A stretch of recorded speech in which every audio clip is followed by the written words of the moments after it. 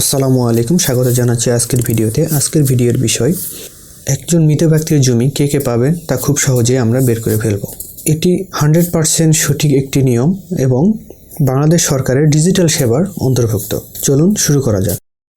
প্রথমে মোবাইলে ক্রোম ব্রাউজারে যাব, তারপর এখানে লিখব উত্তরাধিকার UTTARADSIKAR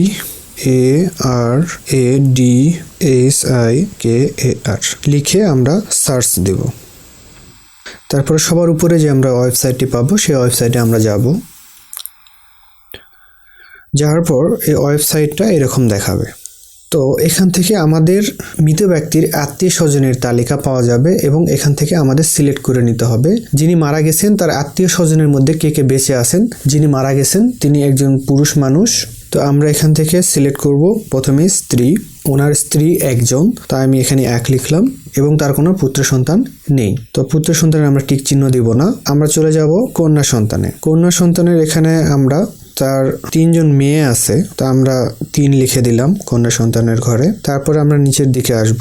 এখান থেকে তার পিতা বেঁচে নেই, মাতা বেঁচে নেই, দাদা দাদি নানা নানি কেউ বেঁচে নেই। তো এখান থেকে বেঁচে আছে সহোদর ভাই। তো এখানে সহোদর ভাই, ওনার ভাই হলো 8 জন, তো আমরা এখান থেকে 8 লিখে দিব।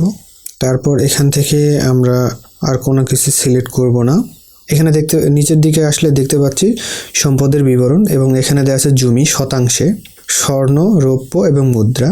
সাধারণত সম্পদ হিসাবে এগুলোকে বিবেচনা করা হয় এবং এখানে জমি শতাংশে দেওয়া আছে।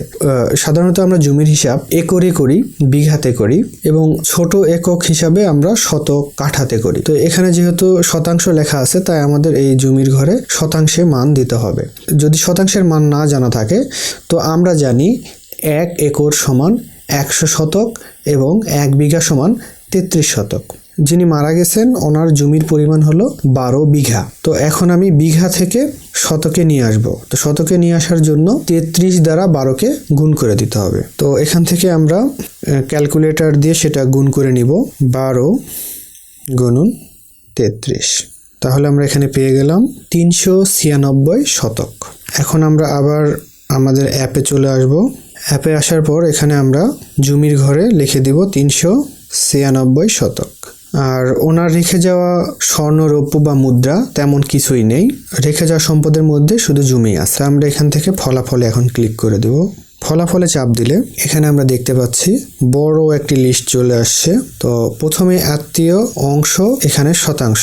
তো এখানে অংশ দেয়া আছে এবং শতাংশেও দেয়া আছে। তো এখানে লেখা আছে স্ত্রী অংশ পাবেন হলো 0.125 এবং সেই অনুসারে তিনি জমি পাচ্ছেন 49.5 শতক।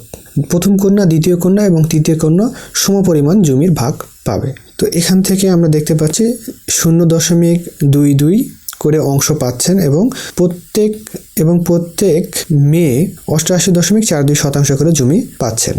সহোদর ভাই 1 2 3 4 5 6 এভাবে লেখা আছে 8 পর্যন্ত এবং প্রত্যেকের জমির পরিমাণ এখানে দেয়া আছে 10 শতক করে। তো এইভাবে আপনি কোনো ঝামেলা ছাড়াই খুবই সহজে ব্যক্তির সম্পত্তির যে অংশ সবার মাঝে খুব সহজেই বন্টন করতে পারবেন। ভিডিও শেষ পর্যন্ত দেখার জন্য অসংখ্য ধন্যবাদ। ভিডিও ভালো লাগলে লাইক করুন, কমেন্ট করুন, সাবস্ক্রাইব করুন। ফেসবুক থেকে দেখে থাকলে পেজটি ফলো করুন।